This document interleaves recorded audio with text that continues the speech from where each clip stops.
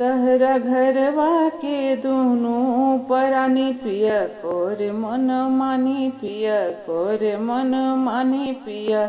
ए तहरा घरवा के दुनू परानी पिया कोरे मन मानी पिया कोरे मन मानी पिया। उनके सही सही के कैसे जिया तानी पिया कोरे मन मानी पिया कोरे मन मानी पिया। ससुर कहेले बहुरिया हमरा घरवा के गुड़िया ससुर कहेले बहुरिया हमरा घरवा के गुड़िया। सासू जाके उनके देली फुफकारी पिया हम तो डरी जानी पिया हम तो डरी जानी पिया।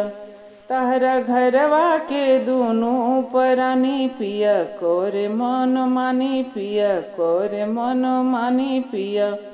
उनके सही सही के कैसे जिया तानी पिया कोरे मन मानी पिया कोरे मन मानी पिया।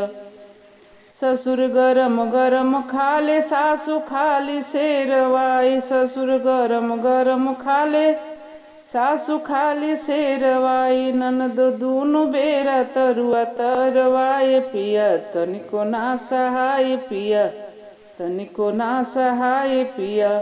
तहरा घरवा के दुनू परानी पिया कोरे मन मानी पिया कोरे मन मानी पिया। उनके सही सही के कैसे जिया तानी पिया कोरे मन मानी पिया कोरे मन मानी पिया। ससुर डांटेले चिल्ला के सासू बड़ी रे महीन ससुर डांटेले चिल्ला के सासू बड़ी रे महीन। ननदो काटेली त मांगे नाही पानी पिया साचू कहतानी पिया ननदो काटेली त मांगे नाही पानी पिया साचू कहतानी पिया। तहरा घरवा के दुनू परानी पिया कोरे मन मानी पिया कोरे मन मानी पिया। उनके सही सही के कैसे जिया तानी पिया कोरे मन मानी पिया कोरे मन मानी पिया।